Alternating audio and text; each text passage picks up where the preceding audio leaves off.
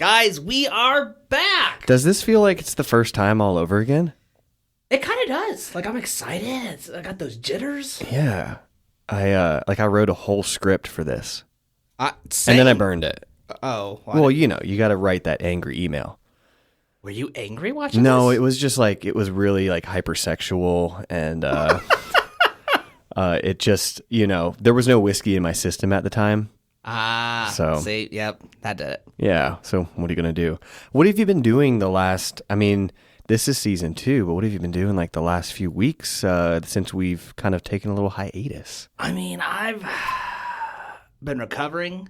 Teddy doesn't like to share much with me, but he decided he wanted to share his stomach bug. And his was only 24 hours, but for me it took several days. And you've told this story multiple times. Excuse me, what? This seems to be a regular occurrence, Ty. I mean, he does share his germs with me. That's the one thing he likes to do. And I'm like, man, why? I wish you would like share in my love of food and my love of cooking. But no, you just want to share your grossness. Well, I have a good feeling that today we're going to have a good Teddy report, which is something we love doing for season 1. And we're going to talk about a couple episodes today, of course, as we will so often do. And Ty is going to adjust his mic here, but I was going to wait for the little pause, but he's going in for it. Yeah, absolutely. He did it. Ooh. Now, that was pretty clean, right? That was clean. Now, I got to ask you, what have you been up to? Well, I've been working on a really shitty film. Oh, that's fun. Yeah, I won't name it, and I won't even talk much about it other than, it has been a disaster, but we are in the final week. Now, is it a disaster film? No, I don't really even know what it's about. Like, people ask me, because when you work in the industry, sometimes you just work on stuff that you know little about. Like, you aren't given the script. You're given, a synopsis, kind of. That's about all I got. I've seen, some lines of dialogue, but I just don't really care. Yeah, at that point. I'm testing people for COVID on this shoot. So if you want some, PCR tests, I could probably, snag some for you, since you got some, Teddy issues. Ugh. Maybe we can stick some sticks up his nose and just put it in a little cherry syrup and find out if we're going to have to tell the story again. We might have to tell the story again. Now, what I will say, because once we finally felt better, we went and saw The In-Laws. And is that a movie? It should have been a movie. Okay. It would have been a shitty movie. But while we were down there, for Father's Day, my wife took me out to a restaurant called Brewery Bavana. Are you saying brewery? Brewery. As someone who works in one, I hate that I have to say that word because it's hard. Brewery Bavana. Bhavana. Okay. And this is in Asheville? No, it's actually in Raleigh. Raleigh, North Carolina. Yeah, Raleigh, North Carolina. And not only did they have amazing dim sum, but I got to have this Black Sesame Old Fashioned that blew my mind. Yeah. And Sean, I had to bring that in for this one. I had to start us off strong, and I made you the Black Sesame Old Fashioned. And we're going to talk about that here in a little bit because, my friends, season 2 of Whiskeylodeon starts.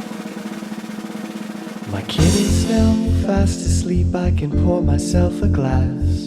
But too many shows on Netflix are trash, it makes me wanna pass. I can't figure out what to watch, what am I supposed to do? Let's get drunk and rewatch cartoons when we were little dudes. Whiskeylodeon. Well, Ty, this cocktail is, they keep getting better every episode. How are you going to one up this next week? But I mean, man, what are we drinking? So this is the Black Sesame Old Fashioned, and an Old Fashioned is really, it's whiskey, it's bitters, it's simple syrup, it's deliciousness, and it's an orange peel. Orange peel, yeah. So this one, they opted to do a black sesame seed simple syrup, and instead of the Angostura bitters, typical of the Old Fashioned, they do a black walnut bitter. Yeah. So this cocktail has a lot more kind of like nuttiness to it. It's like nutty and sweet. Right. Yeah. And it's just fantastic. It just goes down smooth. I'm super excited. So I originally had planned to make an Old Fashioned, And I originally had planned to bring a sea salt dark chocolate to pair with it. Because like we said before, we wanted to introduce food into this season and pairing. That's right. We did talk about that. Yes, and I forgot the chocolate. But luckily, I went shopping yesterday. Mm-hmm. And we have in front of us some, they're cashew butter dark chocolate peanut butter cups made by Justin's. You've probably seen them in the aisle of your local grocery store. Probably. Maybe you haven't.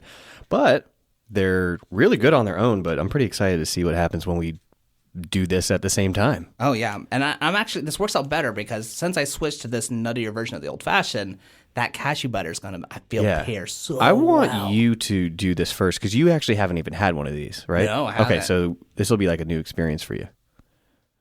He takes the bite of the cashew crunch. His eyes close, one flutters open. Drool dribbles down his beard he's grown for the last 2 weeks, and he says, Holy shit. Okay, so that's just the chocolate on its own. No, that was chocolate and the peanut butter. Right, but without the drink? Yeah, because because the cashew butter, it's almost like a lighter peanut butter. Like it's not as heavy of a flavor, but it pairs so well with that dark chocolate. And now to pair with the cocktail. Okay, it's getting in there. I went ahead and took a bite. I hope that's okay. Oh, damn, son. Damn. Okay. Holy shit. Talk about this. Yeah. Now you got to try the cocktail before you tried that. So, first off, say what you were experiencing when you had the cocktail. The cocktail was, well, first of all, the whiskey that we're using is Henry. It is 1:15 p.m. on a Sunday. I'm pretty sure by like 4 p.m. it's going to just be all downhill from here. It's Henry McKenna, which we tend to use a lot. Henry, where are you? Do you want to sponsor us, Mr. Henry? Mr. McKenna? Doctor? Professor McKenna, come on down to the studio sometime. We will serve you your recipe, which we have in this. Are we calling it a black walnut bitters? Is that kind of or sesame? It's a Black Sesame Old Fashioned. Yeah. So it's you're naming it based off the simple syrup that's pairing with it. Right. So I mean, you kind of already hit on it, and it's nutty, it's sweet, and it has like just slight citrus notes. Yeah. Right. Yeah. Yeah. When I thought sesame at first, I thought it was going to be kind of something you would drink with an Asian dish, and I think it would. Did you have this with we had that with the dim Yeah, I sum, could see and that being good too. So well. It feels like it's really well rounded. You could really just pair it with anything you want, and it's going to be good. But once you introduce that dark chocolate covered cashew butter cup, oh yeah, it's. I want all of it. I mean, we have a little pitcher sitting here, and I don't think that's going to last long. Because I got my side piece, what are we drinking on our side? Old Forester. Yeah, we got Old Forester. And that is what, a Kentucky straight bourbon whiskey from 1910? I believe so. It's the 1910 one, so it's the upper level than Do you just know the how regular. I knew that? Because you looked at the bottle. I did look at the bottle. Yeah. Now, there's actually a science to this.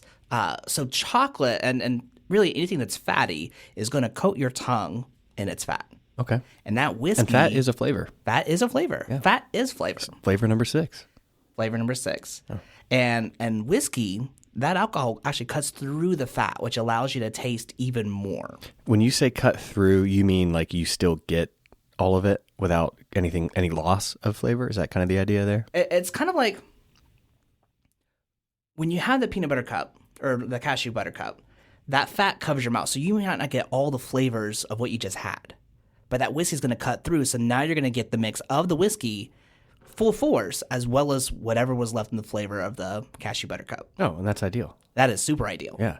So there's there's a Scottish distillery that does chocolate pairings. And so that's how I learned about that. Ooh, did you go to this place? I have not yet. But if we go to Scotland, absolutely. That's like, you know how we talk about taking the show on the road?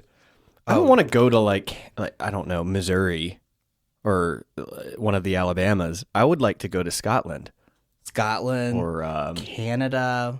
Yeah, we can definitely go to Canada.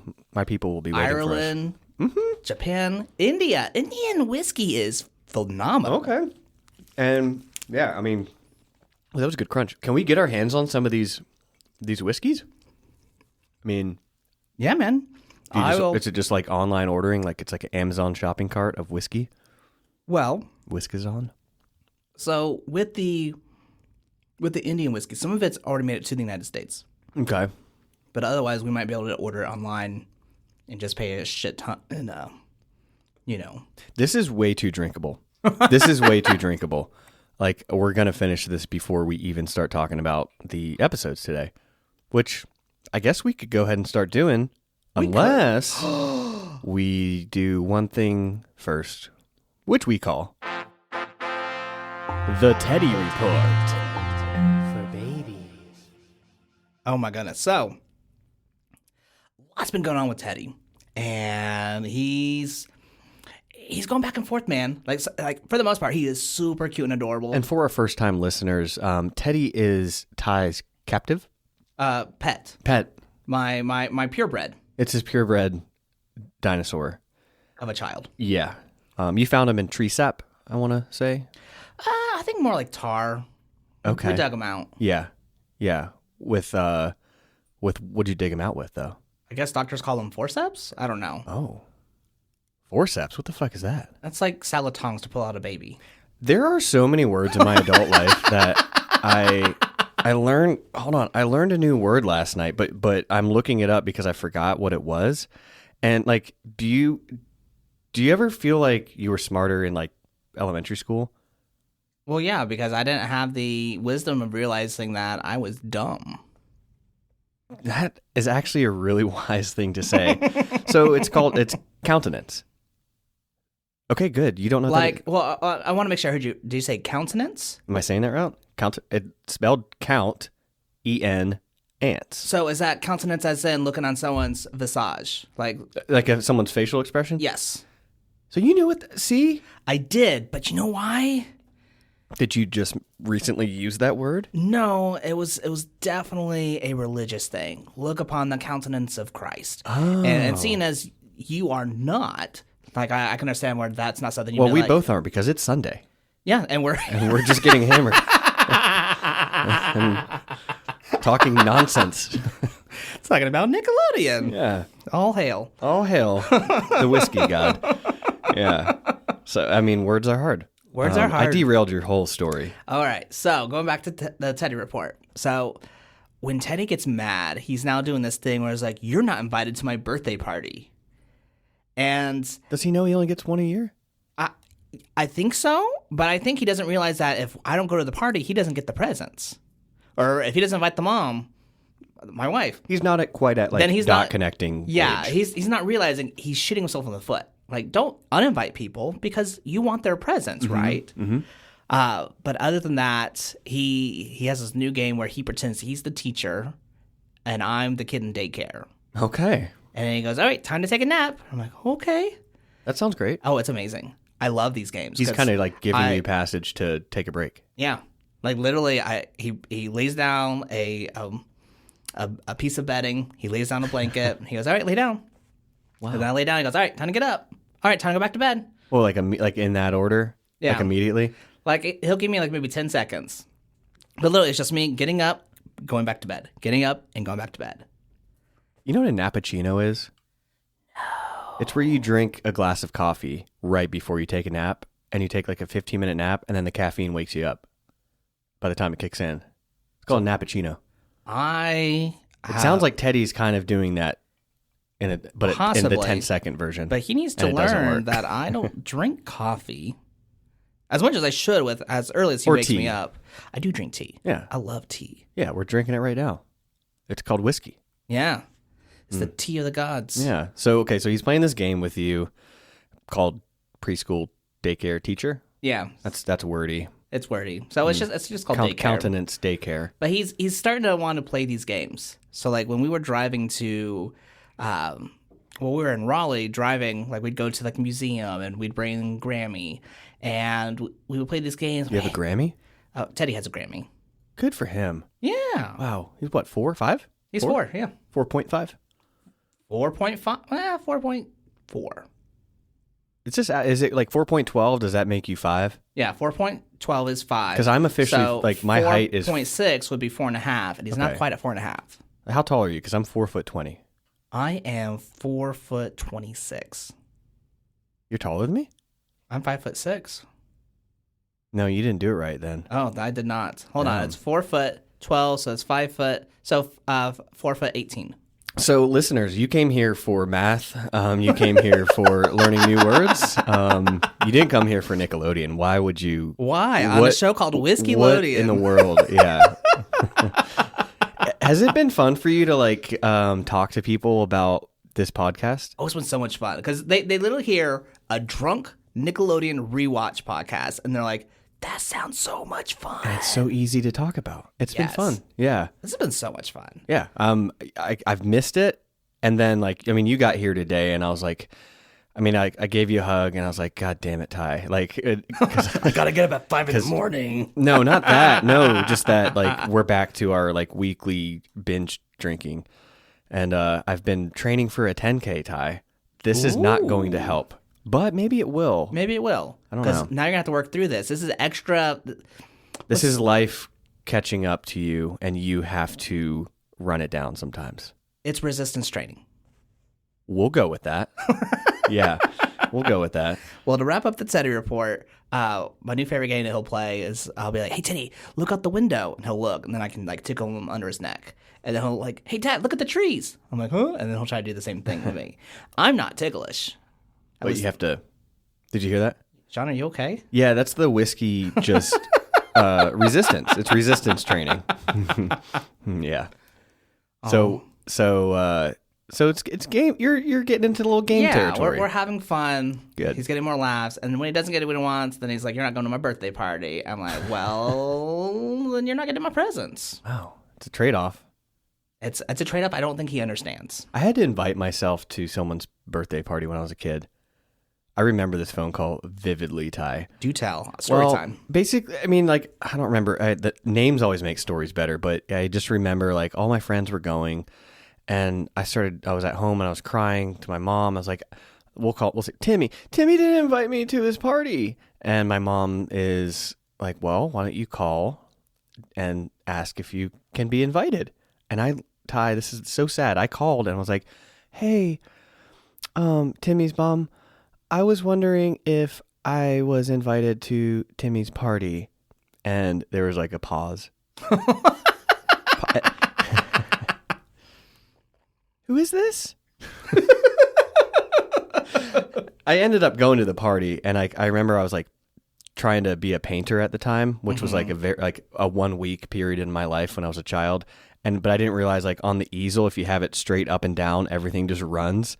So I painted this dude a painting of, like, I don't know, it had to be like a scary clown person with just everything is just running down this easel. So not only did I invite myself to his party, I also gave him a terrifying, like, trauma, like, painting that he'll have to. You were prepping him for Are You Afraid of the Dark? I was. And you know what is almost as good as Are You Afraid of the Dark? Maybe better. Maybe just as good. Oh, what's that? Rugrats. Ooh, yeah, buddy. Yeah. So, to go ahead and let you guys know, today's episode is focusing on the 4th of July. So, first up, it's the whiskey. First up is going to be Rugrats Barbecue Story. This is season 1, episode 2. And this is one of the episodes I fondly remember already watching growing up. I didn't remember until I rewatched it, which kind of happens a lot. Yeah. But one specific scene, we're going to get to it.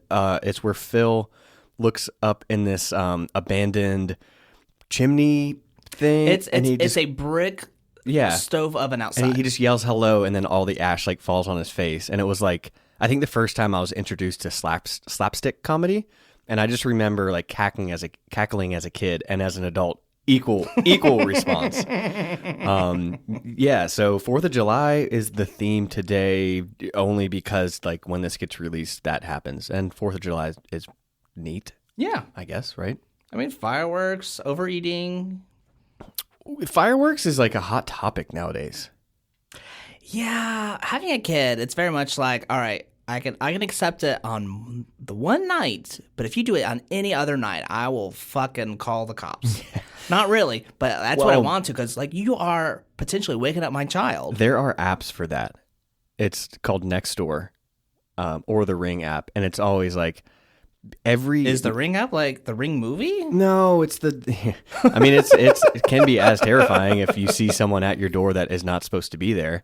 Like the Ring cameras. Like there's an app, but it's the same thing as Nextdoor. And if you're not familiar, it's basically this app that you can kind of check in with your community and post about jobs or, on the opposite end of the spectrum, things that are happening that you're not really sure is happening. So you always get like, did anyone hear 5 gunshots? Are those fireworks or gunshots? Are those gunshots or fireworks? This happens more often than you would know. Like, just sign up for the app. See for yourself. Fair enough. Nextdoor, please don't sponsor us. Like the app of Karens. It is the app of Karens. All right. So the summary of today's episode, Tommy has received his favorite toy in the whole world, a ball. Angelica, always looking to spoil the baby's fun, takes the ball and tosses it into the neighbor's yard, resulting in the babies risking life and limb looking for it. Yeah. This episode holds up, man. It's an adventure. Not only was this one I remembered it fondly. Like, this brought back a lot of memories. I was like, oh my gosh, yes, please. Like, you chose it because of the theme, but then you started watching it, and was it just like, oh yeah, from the get-go? Like, you knew what was going on? Absolutely. Okay. And there's definitely a lot of stuff I don't remember. Like, I don't remember them cooking turkey burgers, which we'll get into that. Did they call them turkey burgers? They called them turkey burgers. I thought she called it turkey something, like turkey patty or something. I mean, that's still a turkey burger. I know, but I remember hearing it, and I was like, oh, sweet, sweet 90s. But it's like, oh my goodness. There's even the bits I don't remember, like the nuance and the jokes, like they're just super quick, just top notch, man. Yeah. Yeah. I mean, Stu's wearing the apron that says tip the cook, which I wonder if Kiss the Cook was too edgy, but I don't think anything's ever been too edgy for Rugrats. I think he would just want, because, I mean, and then does Stu ever, like, get romantic with Dee Dee? I feel like Tipping would be like, yeah, give me money. I don't have a job. Give me money. I feel like Tipping would be his thing. He was actually a good dad in this one. At least for a moment. Okay. We're going to get back to that. We're going to get back to that. And we're also going to talk about his murder dungeon of his platter and his seasonings. Oh my goodness, yeah. Yeah, there's a lot of things to unpack here today. So, again, this show was created by Arlene Klasky, Gabor Supo, and Paul Germain. Some new fun facts. So, the ball, I remember that ball in Rugrats, but apparently it's the same ball that's in Toy Story. Go again? Yeah, so that ball, if you look Is that Andy's ball? That is the ball that Andy has in his room. With the star on it? With the star on it. Why am I getting goosebumps? That's like an interesting fact, but it shouldn't make me feel creepy. I mean, it was an absolute, like, mindfuck for me, because I was like, wait, what? And I actually had looked it up. So I looked at the pictures. I'm like, oh my gosh, it's the same ball. So I don't know if that ball was just, what's the word I'm looking for? Countenance. Sponsorship or something. I was like, oh, hey, this is an actual toy, and we're just going to go ahead and put it in our thing because it's, hey, then we're getting, like, ad revenue or something. I don't know. But, yeah, Sean is looking it up, and he now sees that I was right and not bullshitting. Do we think that's like a generic ball, though? I mean, all it is a yellow-based ball with a red star on it and a blue stripe that kind of goes around its axis. Yeah. Like, it's not like... And that's what makes me think, like, maybe it's an actual ball that was out during the 90s, and they were just... Maybe yes and. Maybe. Yeah, because it doesn't... well, shit. Yeah, it doesn't really appear to have any branding to it. Fair enough. But that's cool. Right?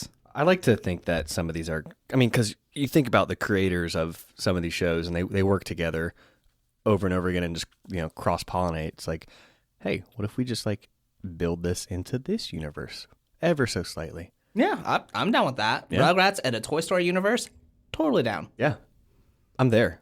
Totally. No, like right now I'm there. Like the whiskey is hitting me, and it's hot as hell up here. It is hot as hell out here. Yeah, we turned the AC off, I guess for the reason of sound.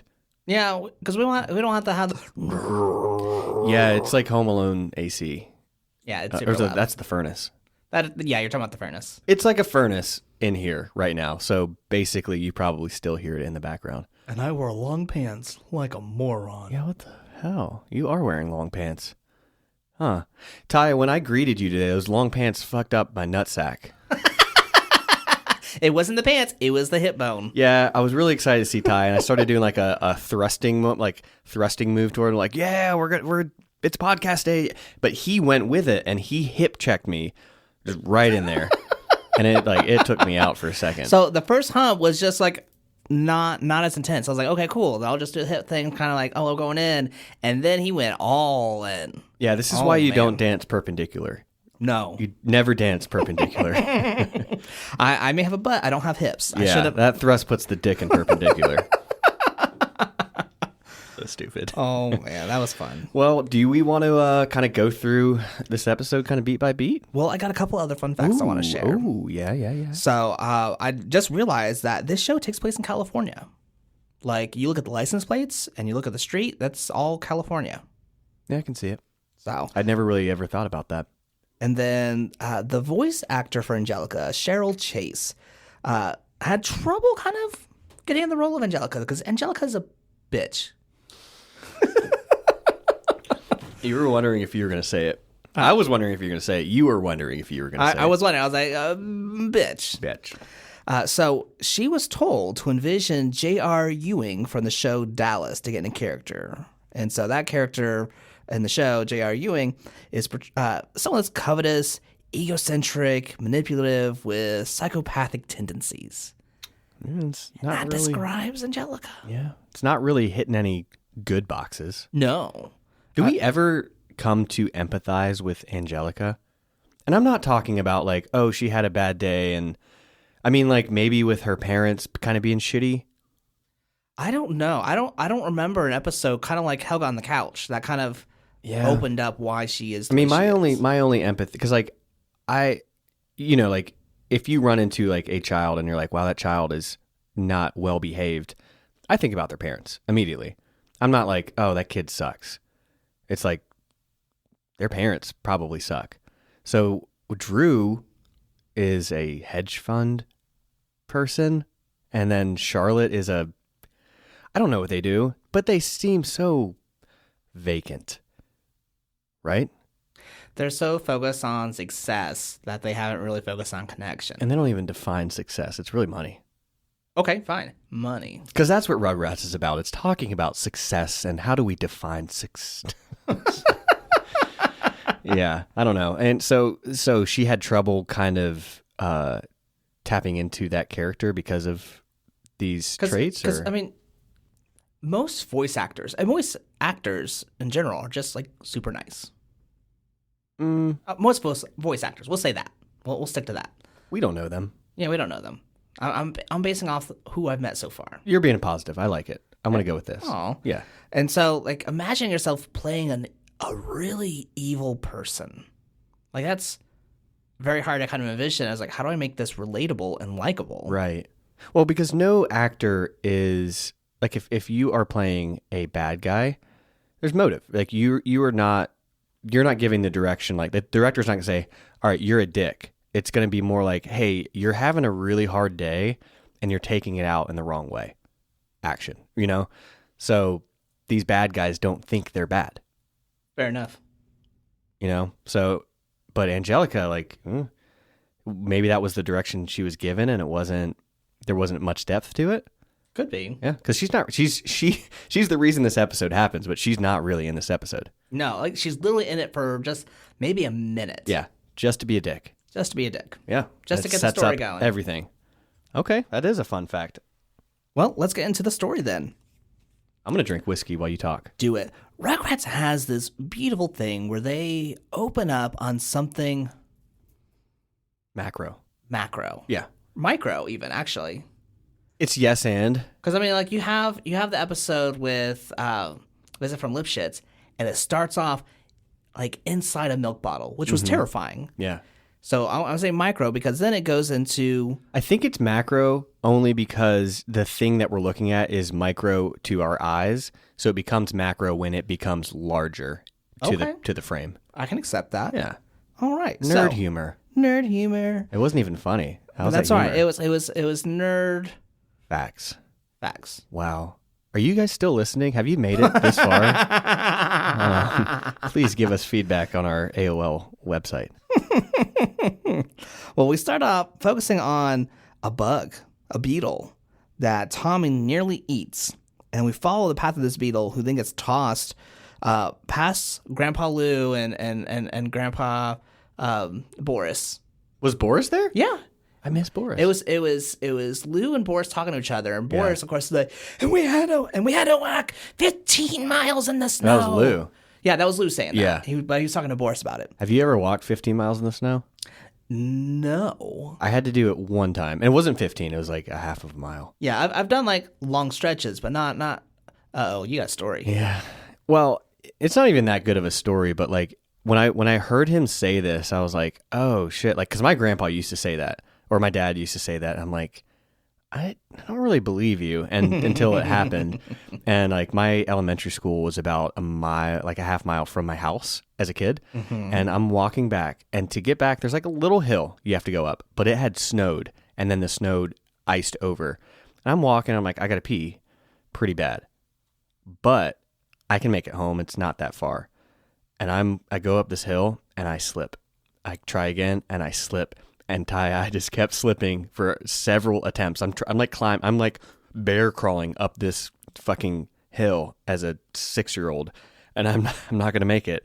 I'm not gonna make it up the hill, and I am not gonna make it because just laid there, and I made the world's most disappointing yellow snow cone you can imagine.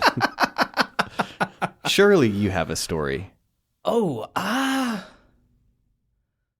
Okay, fine. I have a second one. Okay, because I can think of one right now. I'm in summer camp. Submit your favorite pee story. Gosh, Instagram, don't do that. I'm in summer camp, and now I'm living in Charlotte. I'm in second grade. I'm in summer camp, and we had Angelica was our teacher, like grown up, she never changed, so she was Angelica, and they didn't really give bathroom breaks as much as they should have, and it was nap time. And I was like, hey, before nap time, Miss Angelica, can I go use the bathroom real quick? She's like, no, it's nap time. And this happened often. And I remember just laying down on my stomach, and I was like, you know what? Fuck this teacher. And I just pissed all over the floor. And the best part was the class bully. So we're having story time, like, after nap time, like 20, 30 minutes later, we're all sitting in a semicircle. The class bully leans back and he puts his hand in it, and he looks back and he smells his hand, and he just goes, "Oh, pee!" And the class erupts, and I'm just sitting there with I was going to say shit-eating grin, my piss-eating grin, and I'm just like, yeah, you deserve that, and so did you, Miss Angelica. I love a good revenge pee story. Don't say revenge pee when I'm sipping my whiskey. All right. Well, all because Grandpa Lou said 15 miles. Yeah, that kind of brings back a lot of memories. So this bug's bouncing around, right? So it passed on, and it finally lands on Spike. And Spike is just chilling because he is waiting for Stu to like drop some food.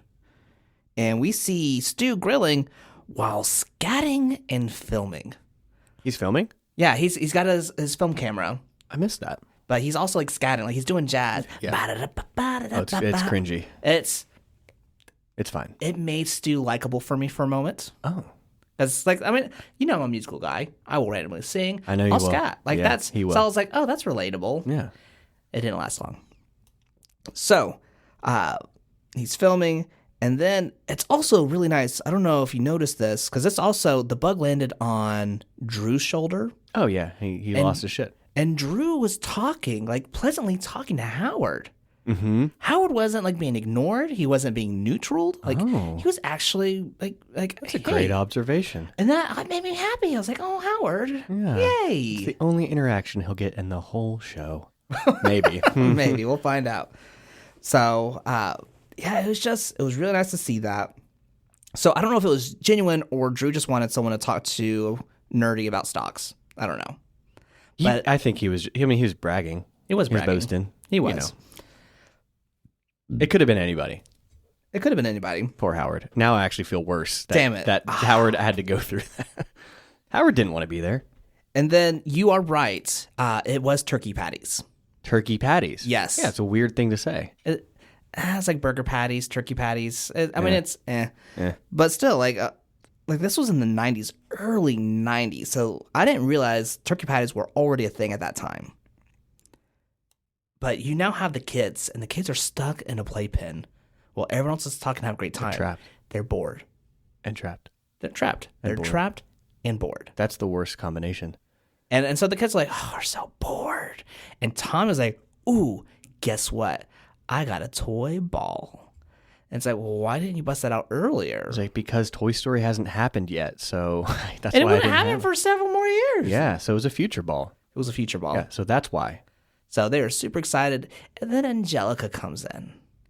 And Angelica takes the ball. And she just wants a compliment. She just wants to feel seen and heard. Yeah, because Tommy just tosses it over to Chucky. And then Angelica somehow grows 10 feet tall. And you just see these arms come into frame above Chucky's head. Yeah. And catch the ball. Catches the ball. And she's like, hey, tell me I'm great. Tell me you like me. Yeah, I'll give it back if you tell me just the shit. Yeah, just give me some compliment. It's like, okay, well, first off, I understand the need to feel seen, but you are a fucking spawn of hell. Mm-hmm. And yeah, it's like, little Satan toddler. Yeah, it's like, well, since you're not going to give me what I want, I won't give you what you want. And kicks the ball unbelievably high. She doesn't even kick it. She spikes it with her hand. Does she? I thought she kicked it was a it. volleyball. Fair enough. It went up so high, it started making like orbital noises. Oh, it hit a pigeon. It hit a pigeon.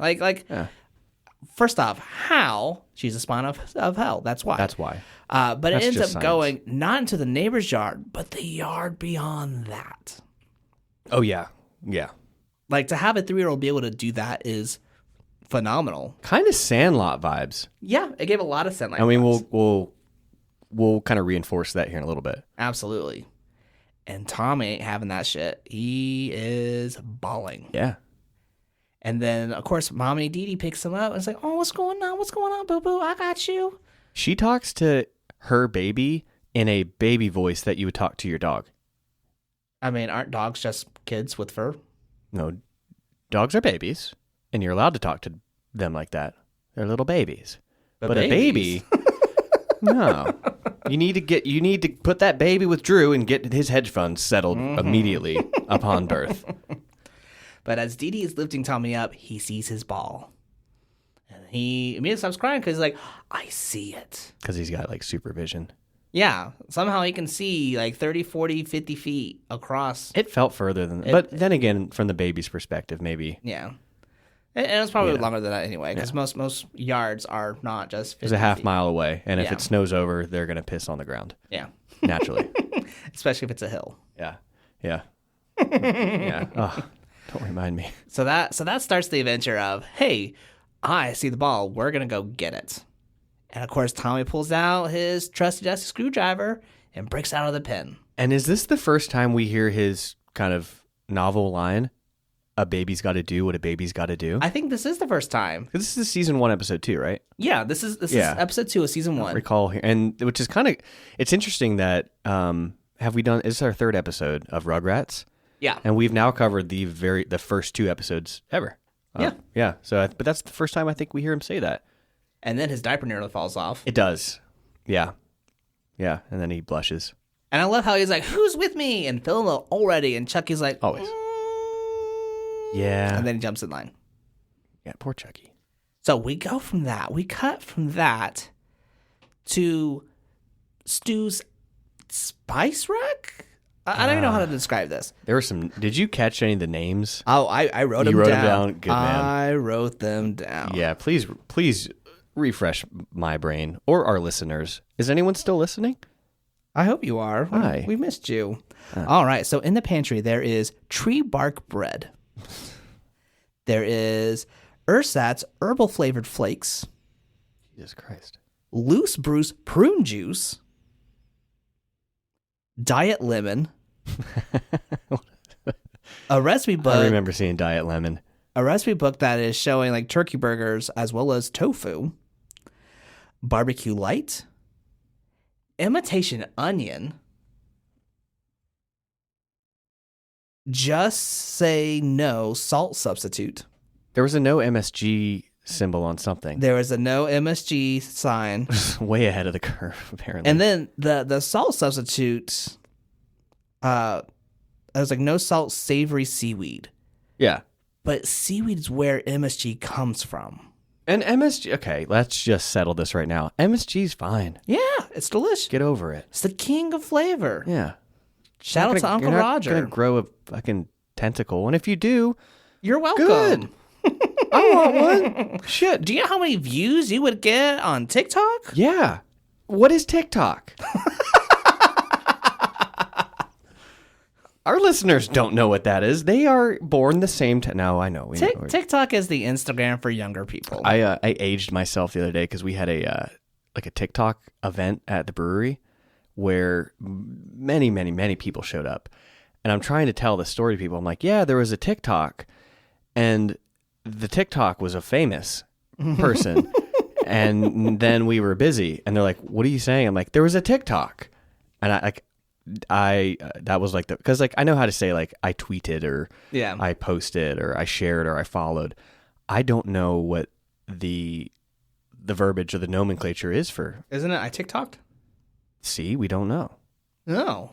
Someone let us know. Yeah, message us. I know we can Google this, but it's way more fun to have a conversation about it. Talk to us. TikTok to us. Like I don't want us to like get to the point where we're like, hey guys, we got an accident. Are you okay? Yeah, how are you doing? What's your name? Like, did you have an accident? Just to meet people sometimes. Oh, yeah. I don't know. I don't know how things work. I don't even know how this podcast works anymore. It's a journey. Yeah. But last thing in the thing was unsweetened sugar. Yeah, it was good because it was a really quick shot, so they knew what they were doing, and like no kid is like this only works for a podcast. They're like 30 years from now, they're gonna appreciate two drunk dudes jokes. are going to comment on this. I think Diet Lemon's my favorite. If I'm gonna pick a favorite, I'm probably gonna have to pick the Loose Bruce prune juice. Should we do like a bracket with all of these seasonings? And like in the bracket, we like try to get votes to see who would win the championship of all these seasonings. He's not even. Ty has just lost interest in this whole conversation. There's about 12 things in there, so we could do a bracket. We could do a bracket. Yeah, we could add. We'll make it 16. We'll add 4 of our own, but we won't tell you if they're ours. Done. So then, how cool would it be if ours make it to the final 4? Then we automatically win.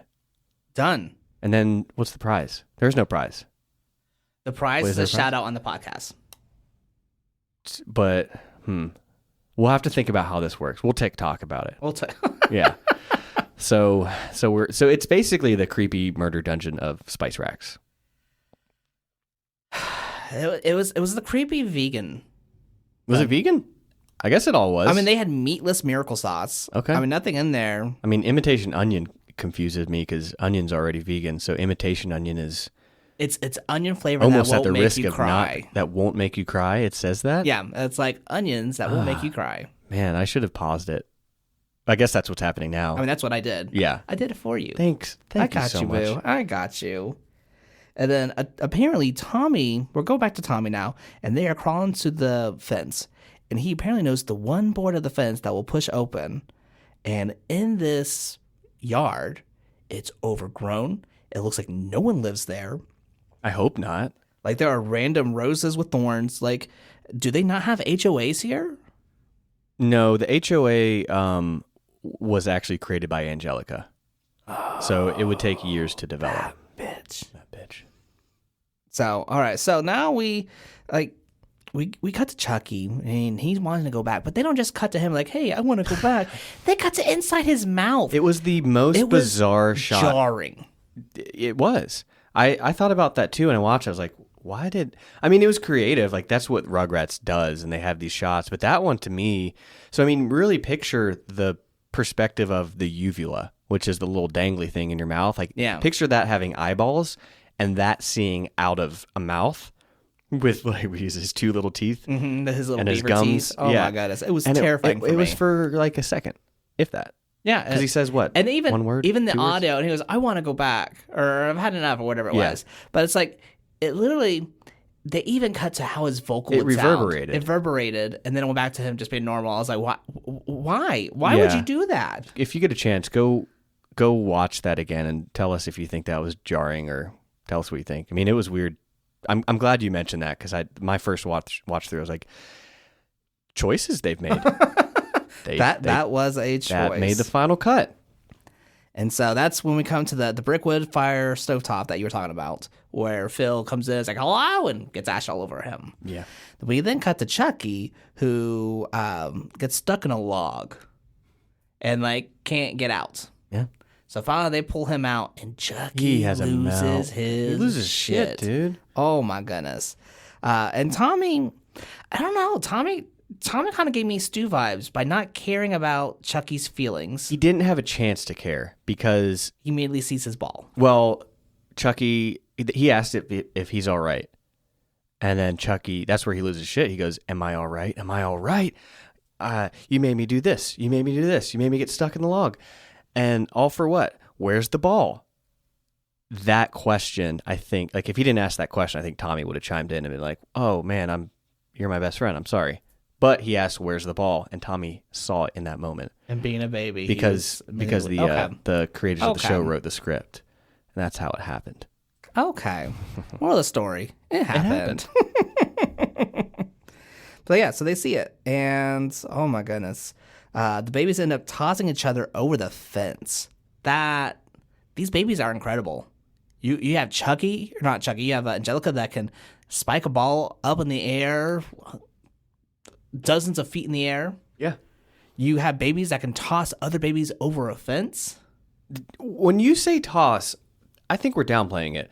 They like hoist them and they launch them Yeah. over a fence that is maybe 3 times their height. Yeah. Like At least 3 feet. super baby strength. And then the kids land on the ground and they're like, oh, I'm fine. This is fine. This is fine.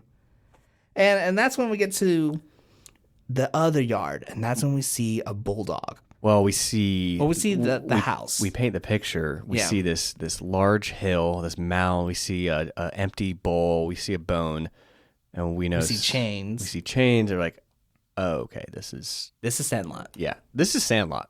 Yeah, or Sandlot is this. Sandlot is this. I think Sandlot Sandlot was came like midnight. beforehand. Wait, no, I'm pretty sure.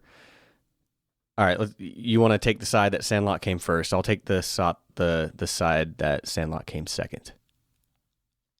Oh, damn. Came out in 93. Rugrats came out first. Barely. Yeah. Was this 89? No, Rugrats came out in the 90s, so this would have been 90. Okay. Why did I always think Rugrats was 89 or... Let's find out. Yeah. If we're going to do a fact check, we got to be thorough, buddy. We got to put those gloves on and get up on in there. Well. Okay, Rugrats came out in 91. Yeah.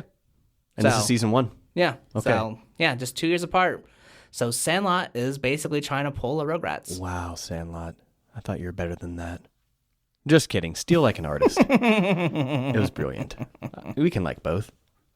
You can. Okay, so this Sandlot yard, what happens in there? So we get a gigantic bulldog who sees Tommy and Chucky. It's a monster. Oh, it's a monster of a dog. Yeah. And just runs out growling and barking and like is ready to murder kids. I would want to murder kids if I were chained up in this desolate like where was the house was pretty shoddy. Yeah. This was a dog that was not well loved. No. So I was kind of actually rooting for the dog in this scene. Ooh. Not to murder babies. I guess, I didn't make that very clear. Sean the baby murderer over here. He just wanted the dog to feel loved. Yeah. Yeah. I was hoping that he would break free because I don't remember the episode. I was hoping he would break free and then it happens. And then just at the moment where you think he's just going to destroy Tommy, he just starts loving on him. That would have been adorable. That would have been so adorable. Yeah. I mean, but what happens is still pretty Epic. good. Yeah. So, turns out that the bulldog is chained just shy of where the kids are in the ball. So Tommy, not even fazed by this dog, just goes and grabs his balls. Like, all right, bye, bitch. Yeah. He's like, I got to do what I got to do, man. Mm-hmm. A baby's got to do what a baby's got to do. Goddamn right about that. And so, of course, they go back to the yard, to the fence line, and Tommy hoists Chucky and tosses him over the fence. But realizes he has no one to toss him over. Yeah.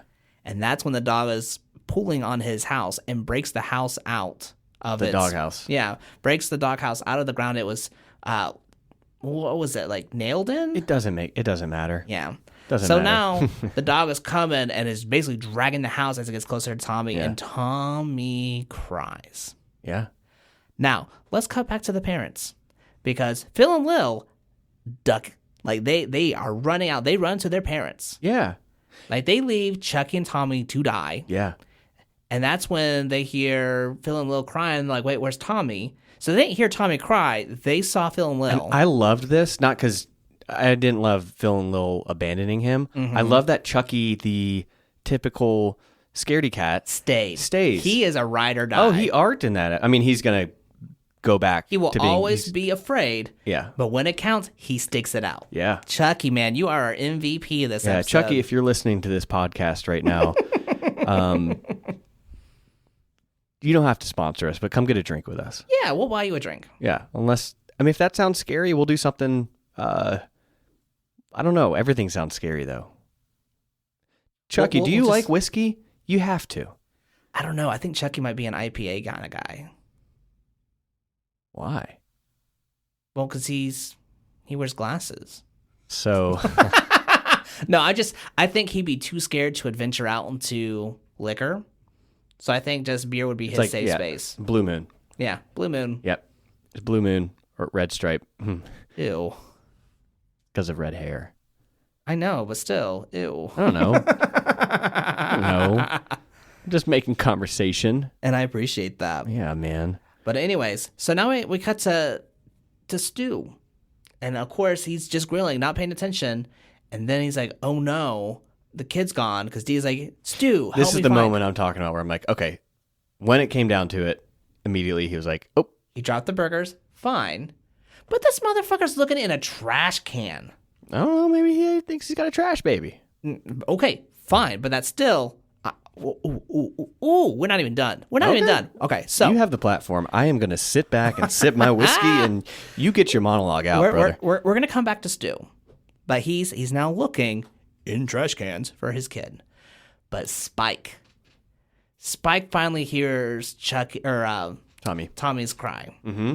And he's about to get burger, but he, of course, like a ride or die dog. Because when Stu runs off, he flips a burger and it kind of lands on the side of the grill. Yeah, so the just enough to where like Spike has access.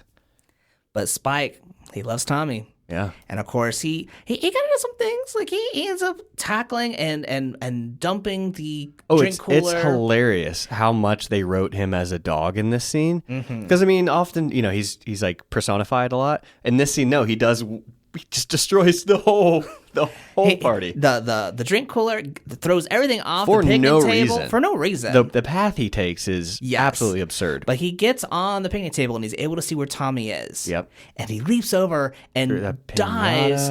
It's a tiki mask. The tiki mask, yeah. The tiki mask. And just jumps over the fence and the mask falls over Spike's eyes. So all you see is the nose and his tiki mask eyes. Yeah, it's a little unsettling. Like if you're a child. It is unsettling, but here's a dog who can't see the other dog, but it still barks and scares the bulldog back into his shitty dog home that then just flips over. Yeah. And then he's able to rescue Tommy. He's able to jump over, rescue Chucky. And then instead of them riding through, Spike pulls Tommy through by the diaper. So of course the board just hitting with some hits him in the butt, hits him in the head. It's great. And then Chucky comes through. And here's the thing that got me. We're going back to Stu now. Okay. So Dee Dee sees Tommy. Stu, Chucky! Doesn't even acknowledge his son. Looks for his son in a trash can, which, why? How did his kid get in there? And then immediately doesn't even talk about Tommy, talks about Chucky. Was that his voice? Yeah. I thought it was Chaz. It kind of was like that, but It was I looked off screen. It was off screen. Yeah. But you see, like, it says Stu Chucky. Okay. Well, there you go. Yeah. There you have it. So I was like, And then he You were goes back to so his close. burnt burgers, right? yeah. Yeah, so he wasn't really that worried. You're right. Yeah. He still kind of sucks. So then finally we get to the fireworks, which keeping a baby up that late. What are you guys doing? Yeah, because it doesn't get dark till 9 o'clock. Yeah, especially in the summer. Yeah. So they're keeping the babies up Unless way past daylight their savings bedtime. time goes away. Even still, Yeah. in the middle summer, like this is getting close to like this is after the summer solstice. So yeah, sun's setting around 9, Yeah. and it's not going to get dark enough for fireworks until like 9:30. But it was adorable. I mean, it was That adorable. little scene of them sitting on the hill. Tommy picks up the bug. It's like, I'm not going to eat you, buddy. Yep. Puts him back. And then finally, after all this time that's passed, Stu finally gives Spike the burnt burgers. They're cold burnt burgers. Yeah, they're now cold burnt burgers. Yeah. Just how he likes them. I guess. Yeah. But yeah, that's I the would episode. cook you a cold burnt burger if you ever asked for one. You'd have to wait, Yeah. but Well, I it'd be worth. appreciate that. I'm here for you. I will always burn your food just the way you want it. Well, we made it through one. We did. Yeah. We didn't even talk about what's happening on the second half of this episode. Oh, we're not even there yet. Yeah. Yeah. We're not there yet, But we're about to be. but we're about to be. And before we do that, hi, we are the Empty Pantry, your local health food store. We have all your healthy food needs to help you be healthier and cruelty-free. In the pantry, we have everything you feed, from everyone's favorite tree bark Ezekiel bread to Erzat's herbal-flavored flakes, and even loose spruce prune juice, imitation onion, meatless miracle sauce, no salt savory seaweed with no MSG, and unsweetened sugar. Check our mail and the flyers to stay up to date on our specials of the week. The Empty Pantry. Filling your empty pantry healthily since the Dark Ages. Bruce, get the bleach. Someone shit in the pantry again. Rogeroo, Lenny. And hey, listener, don't forget to subscribe to our newsletter for an additional 10% off anything in the pantry. I can't wait to quit this fucking job.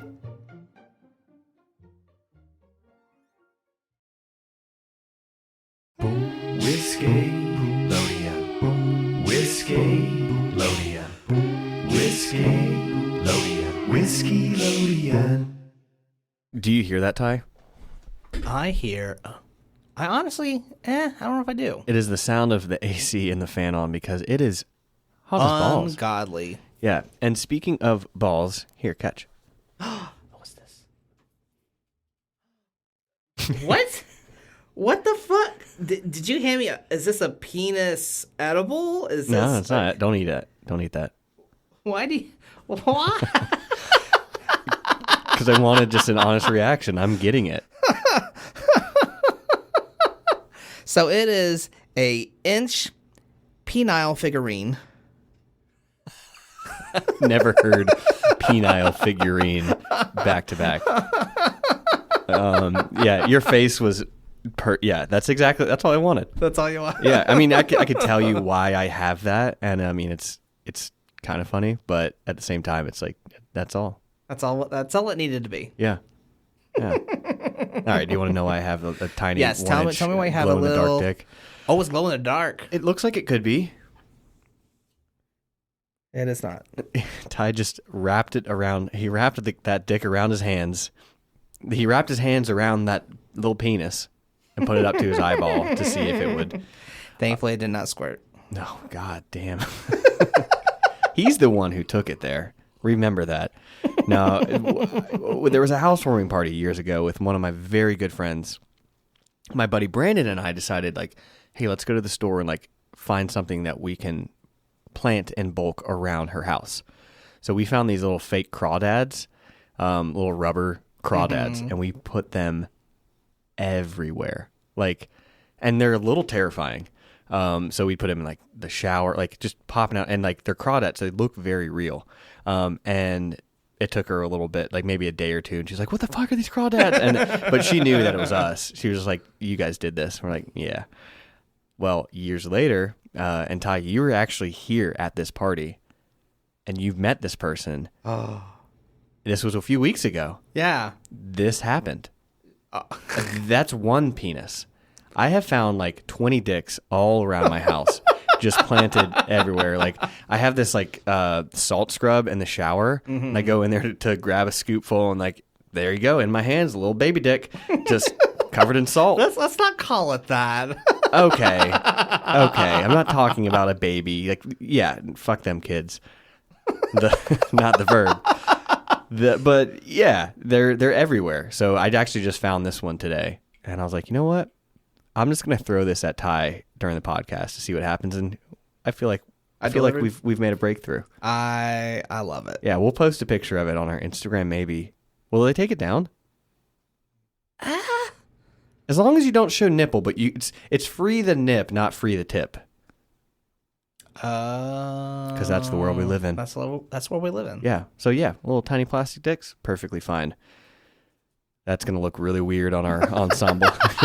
They're gonna be looking through our Instagram like, oh, episode about Good Burger, episode about Rugrats, glow in the dark penis.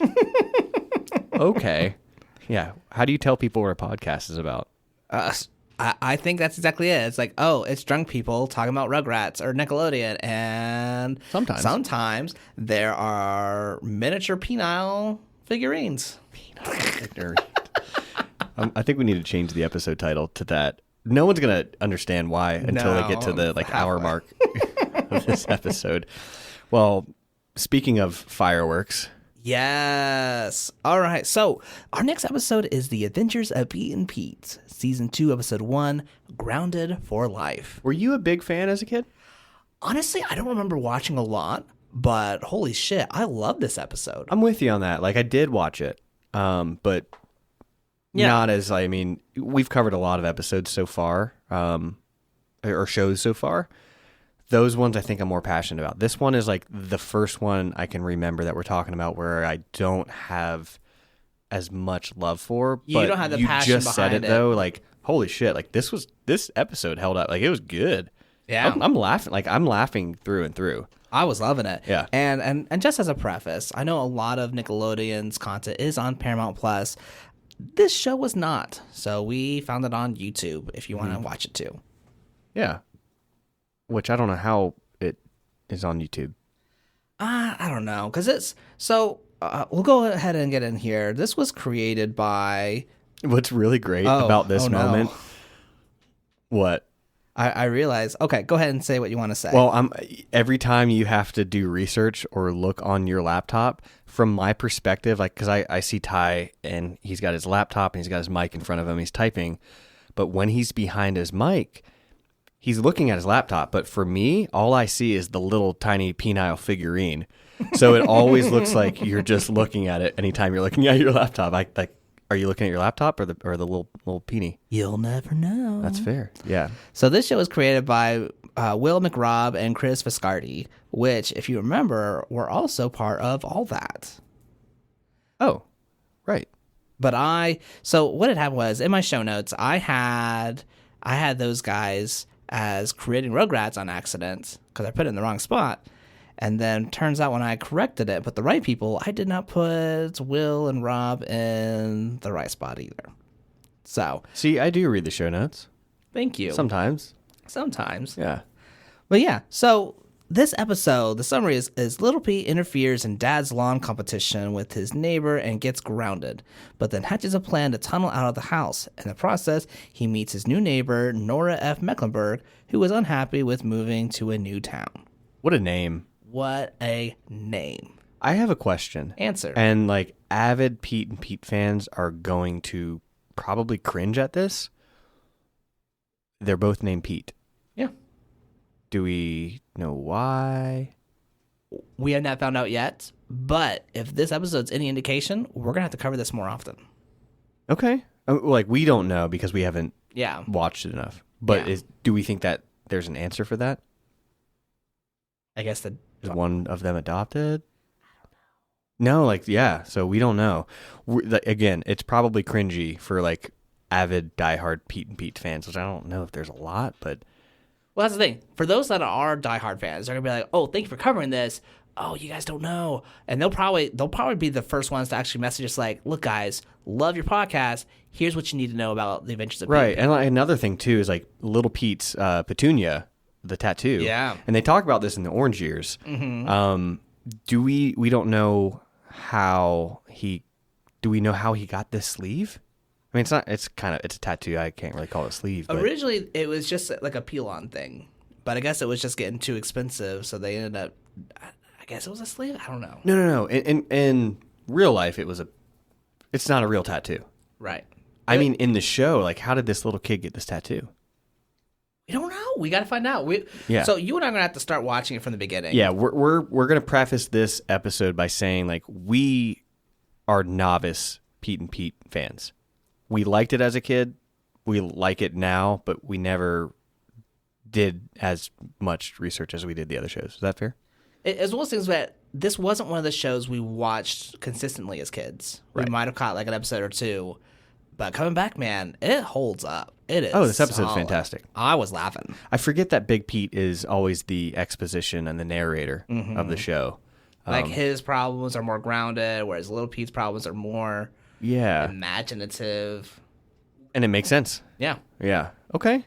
Cool. So I think we got that out of the way. So some fun facts. This show started as a series of 1-minute shorts that aired during commercial breaks on Nickelodeon between 1990 and 1993. It actually aired betwixt 1990 and 1993. That's exactly what I said. Thank you for hearing me correctly. Sip, sip, sip. And then, according to one of the show's creators, the show was originally going to be about a boy named Pete and his dog named Pete. But they changed the dog to a younger brother when they realized a dog wasn't exciting enough, which, hold on. Let's unpack that a little bit.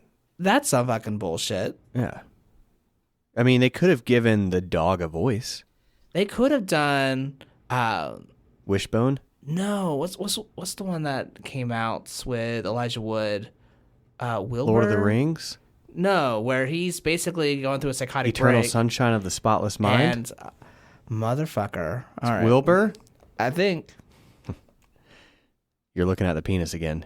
He's typing. Yeah, no, I know what you're talking about. But it only lasted, what, 2 seasons? Wilfred.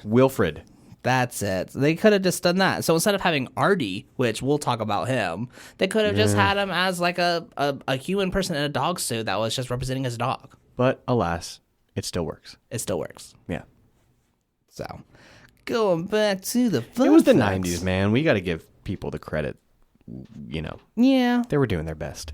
So the actors who played Pete and Pete, Danny Tamborelli and Michael C. Morana, remained close friends even after the show ended, co-hosting a podcast together called The Adventures of Danny and Mike. Oh.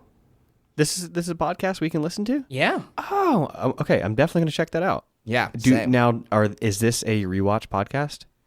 I don't know. Okay, so the theme of today is we don't know. We don't know. The moral of the story is we don't know. Ty, are you going to drink your drink? Oh, absolutely. We don't know. Drink your drink. I don't know. You guys have always had to take our word for it that we're sitting here drinking. Like, what if we've never touched whiskey? Like, they would never know. That would be really disappointing, though. That would be. No, you would know because you can hear it. You can hear it's like, oh, they're definitely on something. Yeah, I am almost done with my side piece. I'm on my second cocktail and halfway through my side piece. And I think I want to switch from Old Forester to Jefferson's Ocean. Oh, yeah, that's Ty, a great one. can you talk about that one? So Jefferson's Ocean is a fantastic whiskey that is finished aging over a boat over the ocean for 9 months, I think. Something like that. Sure. For an extended period of time. So the saltiness of the air of the ocean kind of seeps in with the pores of the barrels. And so it kind of gives it almost like a light but briny taste to it, but it works so well. It's very easy on its own. It's so easy, and it's just so delectable. Yeah. Both of these were gifts from the same person. So... yeah, I need to be friends with this person. You are? He was at the party. I know, but he just knows my name. He doesn't, he's not going to bring me a whiskey bottle for a gift. You were a bit of a celebrity at the party. They're like, "Are you Ty with the podcast? Did you not pick up on that?" No, a couple times. Yeah. I mean, there was one I was like, oh yeah, but I mean, Well, I would introduce you to someone, and they're like, "Oh, this Ty." that's right. Yeah. So you're famous in front of like 10 people. It's pretty cool. Yeah. Speaking of, you should get a TikTok. Tell your friends about the podcast. So Yeah, we're doing great. We just seeped into double-digit listeners. I mean, we've been in double-digit listeners for a while, but We've only been doing this podcast half a year. not even. Really? Yeah. January? Well, I mean, that's when we started recording, but we didn't release until March. Fair enough. Yeah. Okay. Yeah. Well, hey, yeah, seriously though. Tell your friends. Tell them that we're going to talk about cartoons from the 90s and sometimes little baby penises. Not babies. We have problems. Penile figurines. We're sticking to penile. It's not the penile figurine podcast, but see, this is why I drank more whiskey in betwixt our break, Ty, because it makes for social lubricant. Yes. Which is not the same as a penile figurine. So I'm going to go ahead and try to get through the fun facts real quick. He's not even making eye contact with me anymore. I know. Unlike most Nickelodeon series in the early to mid 90s that were either filmed at Nickelodeon Studios in Orlando, Florida, or like Chris explains it all, a roundhouse, or Canadian imports like Are You Afraid of the Dark, this series was filmed in New York and New Jersey. Do we know why? No. Another thing we don't know, right? Yeah, nothing we don't know. Okay. This episode's like, we don't know. Well, it never had studio vibes. I mean, these are all set pieces. Yeah. Yeah. This was absolutely like, oh, this is absolutely in a neighborhood somewhere. Yes. And then Nona's dog is named Nimbus. And, of course, Nimbus is Latin for rain-bearing, which is significant bearing in mind Nimbus's bladder problem. Clever. Yeah. So then Harry Potter's broom is the urination 4,000? Is the rain-bearing 3,000. 3,000. Did I upgrade it? You did. Does the Nimbus stay the same throughout that movie series? I mean, Book series? I mean, he has the Nimbus, but then I think maybe he upgrades to the Firebolt. Again, we don't know. It's okay. Yeah. This is not the Harry Potter podcast. If you want, if it was, it'd be called the Harry Podcast. Nope. No, I hear it. I hear it. Oh man, well, that's good. I like it though. It's fine. I like it. Yo, the AC's kicking in.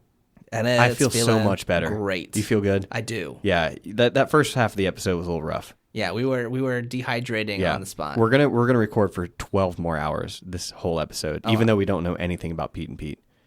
But we liked it. We liked it. It's gonna be a lot of whiskey. Speaking of liking, the theme song "Hey Sandy" by Polaris. It's a great theme song. I loved it. Yeah. It was great. And there was a point where I wasn't sure what the line was. Because like the lyrics literally goes like, hey, smiling strange, you're looking happily deranged. And then this next line, I'm not sure. So there's actually like a debate where it's like, could you settle to shoot me? Or it's, could you settle a sure bet? And it's like, have you picked your target yet? We'll listen back to it. Kind of got REM vibes. It did have REM Right? vibes. I think, can we put a little sound clip in? No. No? Okay, fair. No, we would, but then I feel like the HOA of podcasts, Angelica would come at us. Fair enough. But look it up, though. I mean, if you're watching the episode, it's going to be in... Because they do the same format, right? They do teaser and then... Well, it's like cold open, trailer, or theme song, and then going in. Yeah, so take a look for yourself. But yeah, so apparently the lead singer's like, yeah, I'm not going to say what that lyric is. I'm just going to take it to my grave. Well, okay, I have a question. Answer. Do we know if this band ever went anywhere? Like, I've never really heard of Polaris. No, I don't think they really did. So, because what it could just be is like, well, no one ever listened to our other song, so let's have a little mystery about this one. And I could be way off. Like, maybe they're awesome. Maybe. I mean, just looking through, they were active throughout the years of 93 through 96. And then apparently they made a comeback in 2014 and are still going. Good for them. I retract everything. This is why assuming makes a dick out of me. Yeah. than you. But apparently, I guess Will McRobb and Chris Viscandy, of course, the showrunners we're talking about, were fans of Miracle Legion, which I'm not sure why they're called Miracle Legion. Maybe they changed it. Again, we don't know. We're doing our best.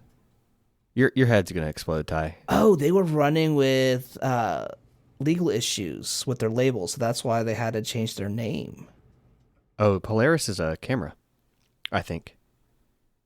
Well, don't worry about it. I'm not worried about it. Do I have worry vibes on my face? No, because I'm not even looking. I know. He's looking at the figurine. All right. All right. Well, good tangent. Very good tangent. And that's our show. Yeah, welcome. Excellent. Cool. So this episode. That's a good fun fact, though. Well, thank you. Yeah, I would listen to that song on repeat. So let's talk about it. So this episode opens up with Big Pete talking about the Founding Fathers and the 4th of July. And then we cut to Little Pete, who is testing his experiment of what happens when you turn on a humidifier with a dehumidifier. 100%, dude. I have thought about this. Really? I'm cackling watching this episode because I'm like, I thought the same thing. Like, what if I just, like, because I don't have a dehumidifier, even though, like, living in Charlotte, North Carolina, like, right now, we could use that. That's fair. But yeah, what would happen? And what happens, Ty? They explode. I guess. Yeah, and they make a scorch mark on the yard. And that's when we find out about the dad and his neighbor having this bet. They're like, I bet once the summer starts, I can have a better yard than you. Was it just those two competing? It was just those two competing. The whole time I'm thinking there's like a neighborhood yard competition. Yeah, no, it's just those two. And the loser apparently has to mow both lawns for the rest of the summer. That doesn't make any sense. Because why would you want someone else to handle your beautiful lawn? This is true. If it's competitive. Yeah. At that point, it's like you want to take care of your winningest lawn. Yeah, it's like, I want to have this loser take care of my lawn. And of course, who doesn't know how to take care of their lawn? Pete's dad. Pete's dad has lost the last 5 years, and now he's going to lose it for a 6th time. Well, it's looking like we'll with find the scorch out. mark. It's looking like he's not looking good. No. And it turns out Mr. Lurkner, which what an awful last name. But it fits. It fits. Lurk, because he's a lurker. Yeah. But he ends up having cameras installed. Like, he ends up installing these camera flamingos. Yeah. There's no other way to put that. Creepy stuff going on there. I didn't realize what was happening until like halfway through the episode. Because I saw you see this flamingo head turn. Mm-hmm. And I thought it was like a figment of the imagination situation. No, those cameras. It wasn't. Those are cameras. And it's just one of those things where, like, all right, this part was triggering for me, man. This part was triggering. This is triggering for you? Not the lurking. The flamingos. But the dad. So the dad's like, all right, you're grounded. And I'm going to make you care. It's like, you're going to care about this lawn. And, of course, Little Pete's very much like, no, I'm going to fight this. So he's having to plant the seeds for the grass one at a time. Okay. Why was this triggering for you, though? I'll get to it. Okay. I'm going to go ahead and just explain what's happening. So then the dad's like, do you care about the lawn yet? And Pete's like, no! And he's like, fine. And then he makes Pete be the sprinkler system, the human sprinkler system in the yard. He's like, do you care yet? No! And then what happens next? Well, can I interject? He gives the scorch mark a Swedish massage. So he's basically trying to break his kid down to care about the yard like he does. He's basically having a power play. It's 100% a power play. Yes. Oh, yeah. And that's what's triggering for me. Because on one end, I hated when my dad was trying to make a power move on me. I mean, did you recognize like punishment as a learning experience, or was it punishment for the sake of power? To me, it felt like punishment for the sake of power. Okay. And so that was what was triggering for me. And then I've also noticed that sometimes, like, I'm just like, I fight Teddy, and it comes like this power play. It's like he's fighting about, like, bitch, just can you just eat your fucking food? He's doing the power move. He's being Pete and like, I don't want this. I want something else. I'm like, well, I have And then this. you catch yourself. I don't want that. And it's like, well, I have this. It's like, I don't want that. I'm like, well, then you got nothing else to eat. And like, yeah, as those punishments progressed, like, because I wrote something down and I almost started erasing it because it did get traumatizingly terrible. Yeah. But the very first part where he's planting seeds one by one, I'm like, honestly, that sounds pretty cathartic. He's sitting there. I'm like, this is a great punishment. Like, do proper yard work the right way. And then it gets everything that you just talked about. And then it's still on my notepad. I should probably cross it out. No, I mean, that's fair. Like, for me, doing dishes was very therapeutic for me because it's very much I could tune everything out and just focus on a task and have running water like I'm in a waterfall. Like, I get that. But it was just very much of I want to break your spirit so that you finally care about the lawn like I do. Right. And that, I was like, ooh. And the payoff at the end, we'll get to it. It's great. Yeah. That dialogue. That dial, You know what I'm that was talking about. Yeah, that was nice. I appreciate that. So finally, let's get over here. Pete is having to give the sweetest massage to the lawn, and Dad leaves. So Pete gets on the lawnmower and takes off. For him, he is wanting that freedom. And this is in the theme song intro. I think I know the answer to this. Are all their intro theme songs based on the clips within the episode? Are they different every time? I don't think so. Okay. I think they're the same. Because he's on this lawnmower in that theme song. And then we see it happen in the episode. Yeah. And he fucking takes that lawnmower to the Canadian border. It goes to where I went to school, apparently, according to Ty. In our little learning cottages. In our learning with chamomile tea. It's not a cult. We have chamomile tea. You won't be sleepy. It's a great scene. It is. And it's even better because you have the Mountie dragging him back home. Good. Dude, for a second, because he pulls up and the Mountie is like, hey, what are you here for? And his line is like, I'm a salesperson. I'm like, something is my name. This is my game. So confident. So confident. And the Mountie has a reaction, but we don't see what it is until the payoff. Like, that was the setup. And the setup, I'm like, oh, maybe I'm like, Ty, this is how I think. I'm like, he's Canadian. He's going to let him through. Nope.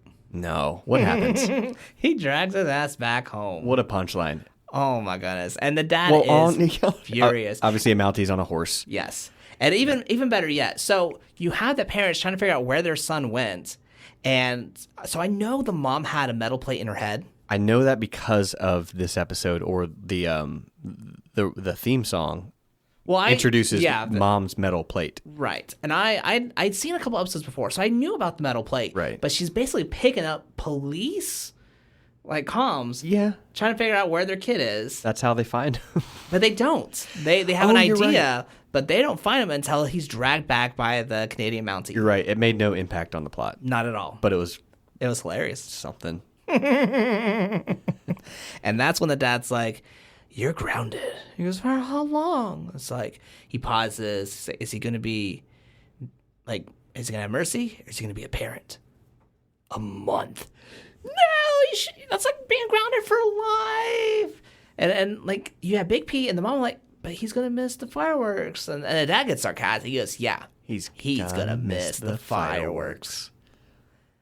And that's like Pete has lost his freedom. He's lost a part of his childhood. Yeah. If he misses the fireworks, absolutely. Yeah. But little Pete doesn't give up. No, not for one second. He starts off a little hopeless. Yeah. And then what he does in this episode is just, I mean, like, we'll talk about it, but he could have just walked out the front door.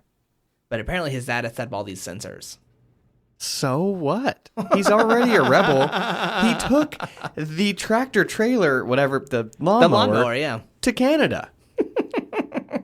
So it's, everything he does is, perfectly rationalized.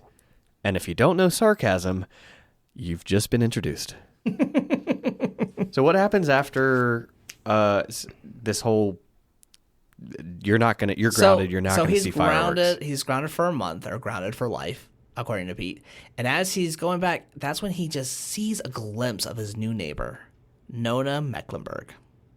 Who plays that role? That's the chick from Harriet the Spy. Should we cover that this season? We should. Should we act like we just now decided that we plan to cover that this season? Yeah. Should we also act like who would be a good guest? Well, it was originally a book that became a movie. You know what we should get? We should get a librarian.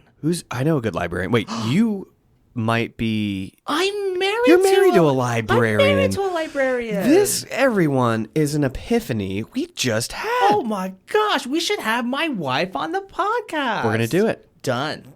Harriet the Spy. Harriet the Spy. I don't know when it's going to happen. I was going to try to pull up the... it's not scheduled at all. Oh, but it will be.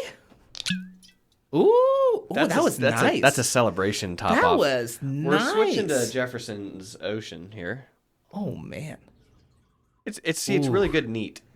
It is very good neat, or even just like a little splash of water, or just one ice cube, like this. Oh, you know what? What? Oh, you got a little cup of water. Oh, you came prepared. Oh my gosh, that was Too a much? lot of water. I didn't mean to do that. That's fine. It just means you need to add more whiskey. I can do that. Yeah, Jefferson's Ocean is a fantastic bottle if you're wanting to try something new. Even the Old Forester 1910. Oh, damn. Even the Old Forester 1910 is a really good bottle. That one's going to have more notes of like almost like vanilla, but not like overly sweet. That was kind of sad that it's been closed off. But yeah, if you've tried these bottles, share us your thoughts, man. We're going to have a picture of the cocktail, but I guess we also need to get a picture of the bottle for our side piece. Sean, tell me what you're feeling. How I'm feeling? Well, What'd you taste? Taste? Yeah, that's that. I don't know which question's easier. I feel overwhelmed with all these questions. Why are you questioning me right now? Don't worry about it. Oh, God. This one is the easiest way to put it, like caramel notes, and the caramel because of the saltiness. It's like salted caramel. Yeah. Yeah. Like you do get that sea salt, but like salt is like can be polarizing because the right amount and the wrong amount, right? This is, my God, like I don't even want to, I feel guilty even putting it in another glass. I feel like I should just be drinking straight from the bottle, but then I'd have a problem. And then I might like end up having a podcast about whiskey. Here's the problem though. It wouldn't be the problem you think it is. It would be a problem because you called me out for licking the lid of the bottle last time. Well, it was the way the tongue wrapped around the rim of the bottle. It didn't have to be that way. Here, try this. Tell me if I got the ratio right. All right. John passes me the glass. I feel like it's pretty good. I don't know. You tell me. He's sipping. Too much water? I mean, I feel like it's all right. It's still delicious, but does it need more whiskey? It does need more whiskey. Oh, God damn it. Okay. You know what I'm going to do? I'm going to get Sean some water droppers, just so that he can just put a couple drops of water in.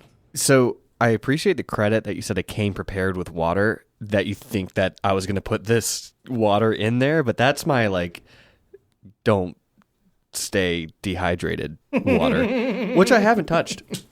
Yeah, this is true. I haven't touched this water until now. It's been very fair. And now it's in my whiskey. Okay, so I need to put more. Yeah, put a little bit more whiskey, and that should be the right balance, but it's still super tasty. So while he's doing that, we're going to go ahead and get right into here. Dad starts bringing in Mom and Big Pete in to take care of the lawn. And, of course, he's turning on the irrigation system, and he hears something, goes, "What's that?" And Big Pete's like, parasites. And that's when you find out that not only does Mr. Lergner have cameras, he also has like spy, like sound gear. So he's hearing parasites. And now both Dad and Mr. Lergner are spraying their yard for parasites.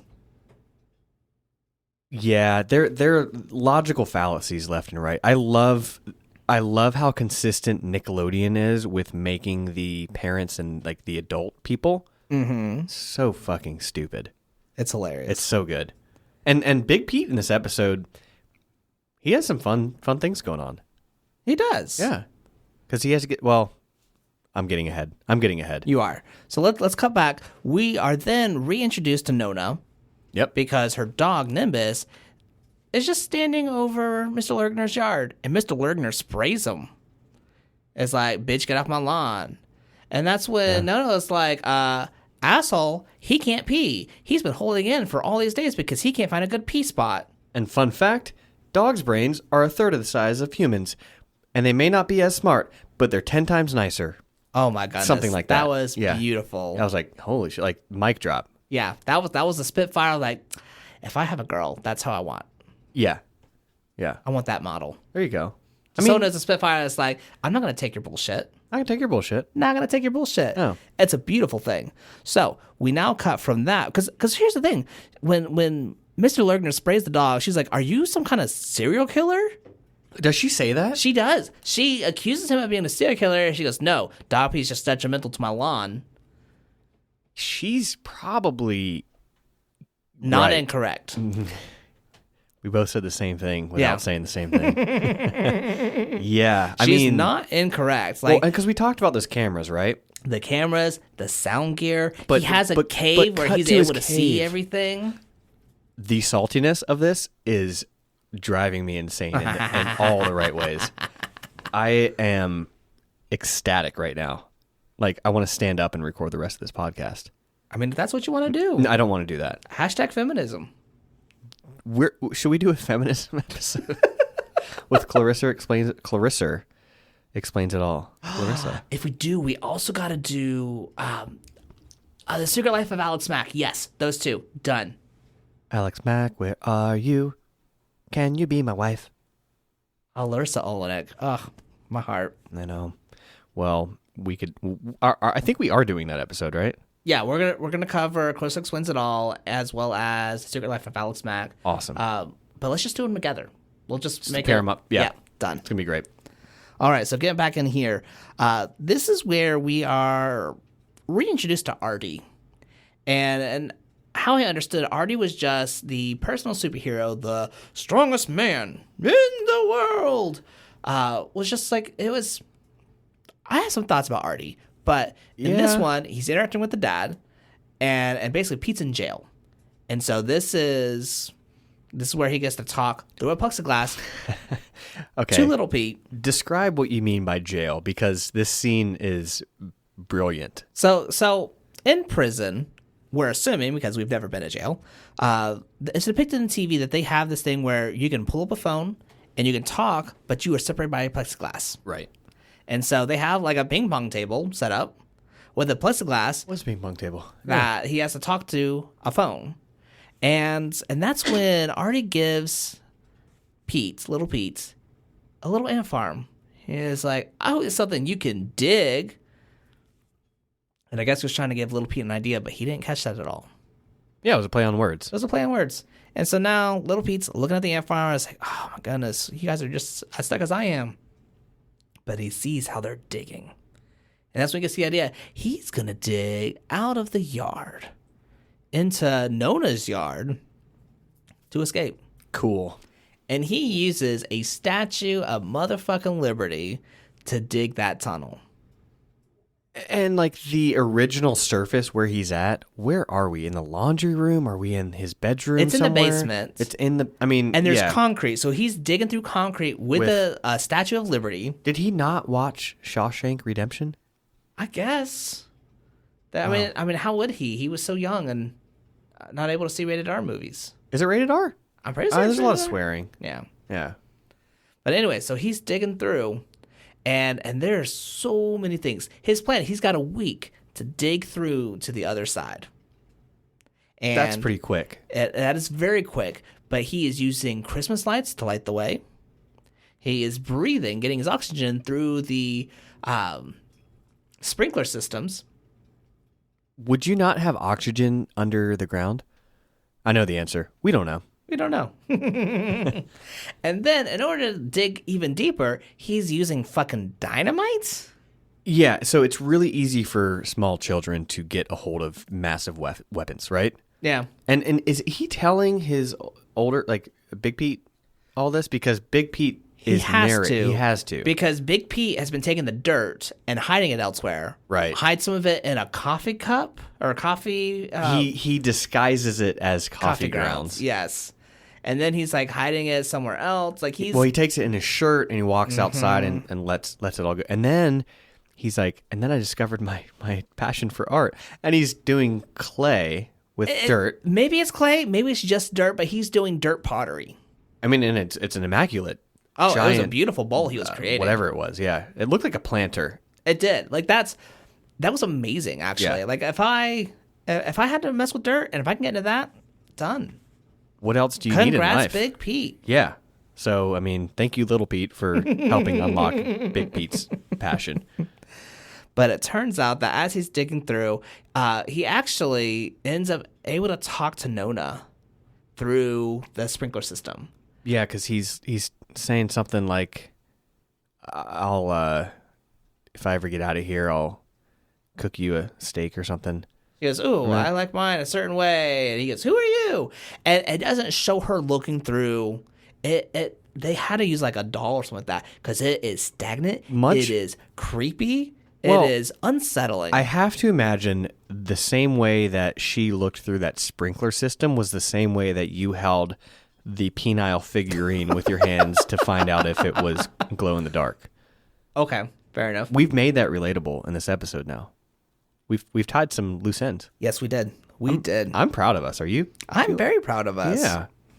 So holy shit, Ty, look at you. Your drink is empty. Yeah, my cocktail's empty. I'm working on my side piece. I'm proud of you. I'm proud of you. There's a lot of pride here. Wow. We like our drinks. We like our drinks. We do. We promise we're drinking liquor. So it turns out that as she's talking to Little Pete, the dad comes out and goes, what are you doing? And she goes, I'm just talking to your yard. Everyone knows. It's scientific fact that if you talk to your yard, it grows better. I do this with my plants. And he sends her off. Do you do this? That was Sean, not me. What he's saying, what he's hearing is the whiskey going down the throat. It may not have picked up. We'll find out. I turn things on called noise gates, and they cancel things out. So that was so quiet. We'll never know, Ty. We'll never know until we do. So you have the dad. So no, I don't talk to my plants. I play nice music for them. I do that too. Yeah. One day we were going to go on a hike. Mm-hmm. My roommate and I, Dennis and I. Okay. And another friend, and we're leaving, and I was like, hey, I'm going to leave the TV on for the plants. And this is a good character arc story, and it's going to take 10 seconds, so it's a short story. Keep going. And he is like, playing music for plants is not going to do anything. And I was like, well, I think there's some scientific evidence. I'm like, I don't know if there's a lot, but I was like, I like the vibe. You know, it feels good. I think it helps. And he's like, no. But then he looked it up, and he was like, shit, I'm wrong. Yeah. And it wasn't about me being right. It was more about him being wrong. I just feel like, plants are kind of like your creatures, your friends, your pets. They pick up on vibes. They do.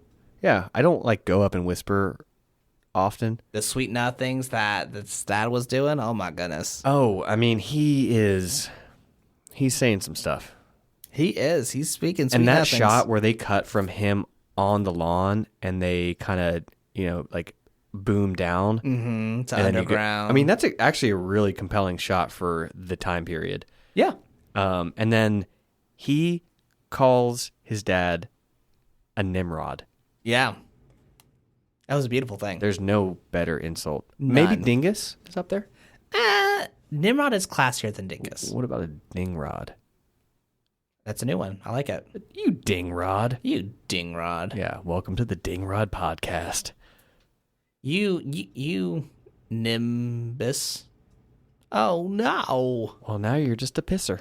It kind of works. It all works. It kind of works. It all works. Okay, so what else? So while he's digging, though, it turns out that the path he's creating is killing the plants, and it's showing the path that he's digging. And it's not a straight path. He apparently is going almost like a zigzag, like he's swirling around. And Nona's a ride or die. The path is why? It sways. I don't know. But Nona's a ride or die. She ends up spraying the plants to make it look like they're not dying. Yeah. And the dad can't tell the difference. And Pete ends up finding a wallet with cash in it, pockets the cash. So good for him. Right. He has money for once he escapes. And then Lugner, as he's seen his competition speaking sweet nothings to the yard, he threatens his yard. Like, not sweet nothings. He says, straight up threatens. I created you. I could end you. Basically. Yeah. More or less. Yeah, more or right? less. Right? More or less. But he now doesn't want to take any chances. So he decides to sabotage. And he oversaturates the dad's yard. Yep. And it becomes all a muddy that nightmare. Water ends up collapsing the tunnel on little Pete. He survives. He should have died. It's a kid's show. It is a kid's show. But he has lost the will. In my mind, I'm like, yo, this kid's dead. What if they turned it into like a rescue mission story? And it gets really crazy. Like, he survives at the end, of course, but... Like, this seems like something that should have been on Are You Afraid of the Dark? Buried alive. I mean, like, I don't know if what is that a fear of yours? That's I don't want to be buried alive. I think that would be, if I had to choose one, it would be either that or Ty not loving me. Well, I will always love you. For me, it would be like burning to death. That's everyone always asks like burning to death or drowning, and I'm like, why are those the polar opposites? Because I think buried alive or experiencing what little Pete has gone through is somewhere in there, right? Somewhere, yeah. Yeah. Well, good news. Good news, he lives. He lives. But Pete has now, both the dad and Pete have given up. So the dad's like, I'm never going to be able to beat Lugner. Yeah. And Pete's like, I'm never going to be able to escape. escape. And he is performing like more or less like halfway CPR on this yard. He is. He's doing full on CPR. He's trying to resuscitate this whole yard. He counts to 5, but he decides, like, you know what? I don't even want to fucking be here. We're gonna go out and go see the fireworks. Yeah, we, as in everyone but little Pete. Mm-hmm. He doesn't even check to see if he's in his room because he has all the sensors. He's like, if he tries to leave, I'll know. Yeah, but will he? So several things happen. You have the dad goes to the park with the family, and you have Nona reciting the speech of Lady Liberty. Reciting the poem that's on Lady Liberty. Yeah. That's all I got. That's all I know. I know 2 words. But as she's going on, like, little Pete's like, oh, that's right. And his morale is boosted. Mm-hmm. But then at the park, you have the dad who sees a whole family, a father and 2 sons, who are like fucking adults, wearing the hat that little Pete likes to wear. Like, and all these different things. Sparks. And he's like, I miss my son. Because his other son's not good enough. No, of course not. He's just there for exposition. And that's when he drives to go pick up his son. And his songs on the way home, I'm a Yankee Doodle Daddy. That's exactly how he sang it, too. That happened. That was a real thing. Your face right now, your fucking face is just like, it's a mixture of surprise and offense. Well, because my surprise was like, I forgot about that. Oh, yeah. You blocked it out just as I tried to, but I couldn't. It's still there, man. Yeah, he's singing. He said that. Mm-hmm. So Pete has dug through and has actually gone all the way through to Nona's yard. Mm-hmm. And then he wants to get revenge. Before he escapes, he said, we got to do one thing. We got to get your dog to piss on Mr. Lurgner's. Because somehow he knew as soon as his thing was starting to flood and collapse, he knew it was Lurgner. Which surprised me. How? Because Lurgner wasn't saying shit. He just basically was screwing with the spigot. I think that was actually pretty cool commentary on how well he did know his dad. Like that his dad would not mess up his own yard that bad. Yeah. How else would this happen? It had to be the other guy. Like he knew Mr. Lergner was a fucking lurker. So I'm going to give him a little credit there. Okay, actually. that's fair. Yeah. But he's trying to get the dog to pee in the yard, and Nona's brilliant idea is, let me show my dog a picture of his old pee spot. And then they try a few things, and then that happens, and then they cut to what I can only imagine. It looked like the Niagara Falls. Yeah, the dog was imagining Niagara Falls. Like the editing there was brilliant, and just lets loose. Yeah. Like there is foam from the spray of this dog. It's steam. it's like but so much so that like I have to imagine like the onset like special effects supervisor was like there. Not getting paid enough, and they were like, all right, cue fog, and you just turn it up all the way, and like, I mean, it looked like Are You Afraid of the Dark? Yeah. Oh, it was a crossover episode apparently. But as they're doing that, the dad pulls up and going from a sweet, how do you get my son, to motherfucker, you escaped. It was a quick snap. Yeah. And then it snapped right back as soon as the fireworks started. It did. And you had this beautiful moment of father and son just watching the fireworks and realizing freedom is a beautiful thing. Do you recall what little Pete said to his dad there? I remember him saying, it's like, I just need to realize that you're a man who's really sad about his yard. Yeah, more or less. He's like, well, first it's like a sweet sentiment. He's like, like they find a common bond. And then little Pete says something along the lines of, other dads have other goals like financial or business related, and all you have is this big pile of grass.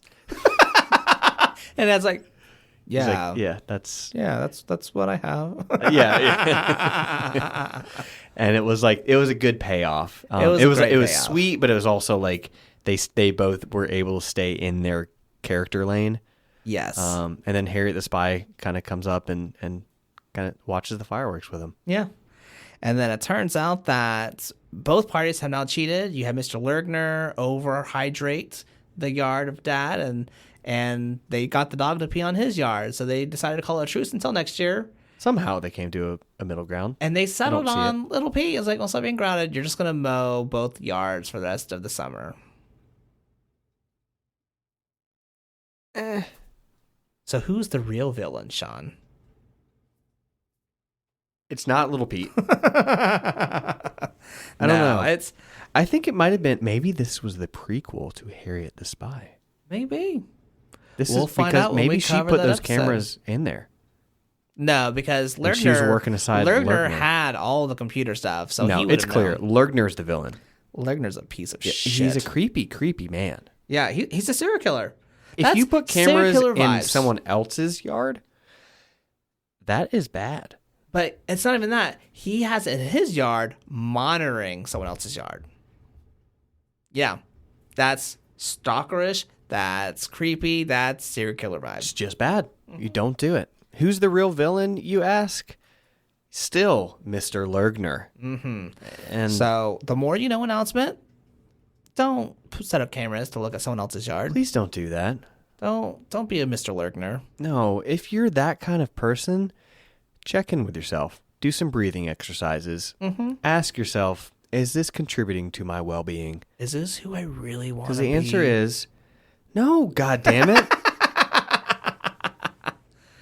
And that's it, man. We did it. We've covered both episodes. We've had lots to drink. And we are celebrating the 4th of July. Are you doing the fireworks? Is Teddy able to launch any? I don't trust him with that, man. I don't know. I when he doesn't get his sleep, he's a nightmare. Well, y'all have to play that game where he makes you go to sleep, and you have to play that game where you make him go to sleep for 10 seconds, right? Something like that. Yeah. Preschool daycare teacher. We'll see. I don't know if the sound of the fireworks will scare him or if the lights will be enough for him to be like, wow. Yeah. I mean, like, time will tell. And by the time you hear this podcast, time will have told.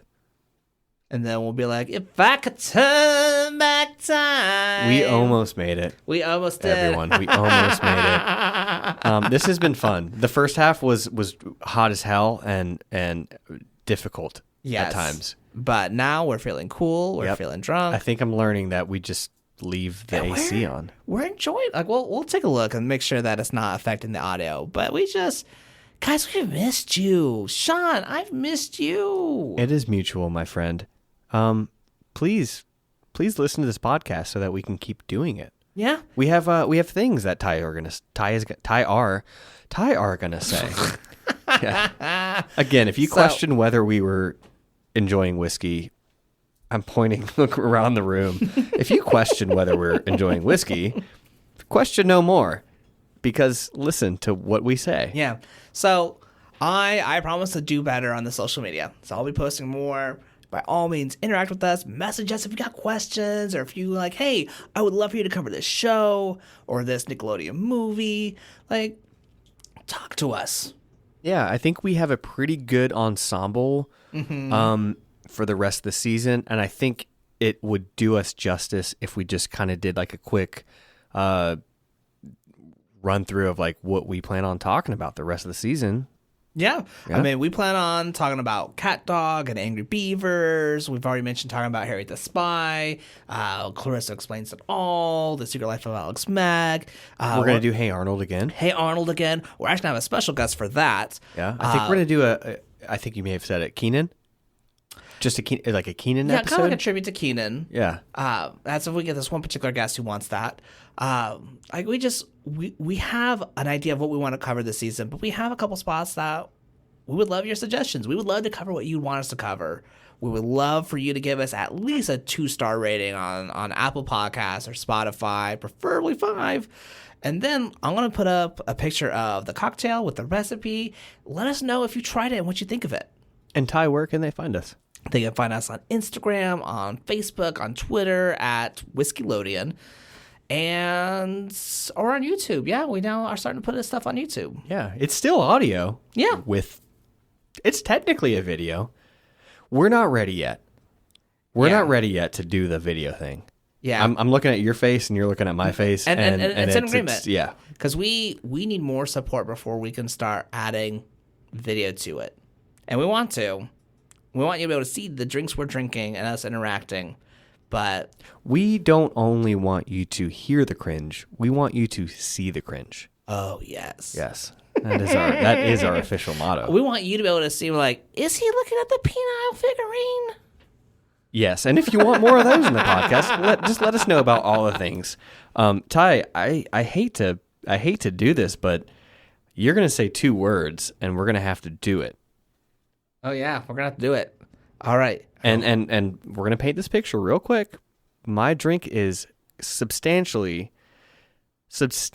more drinking than Ty's. Oh, no. I got more than you do. That's what I said. Yeah. These are side pieces. But we're going to have to finish them because Ty will say 2 magic words and we'll do it. And everyone, it's been a great pleasure of ours to kickstart season 2 with you. And in the famous words of Ty the Wizard, bottoms up.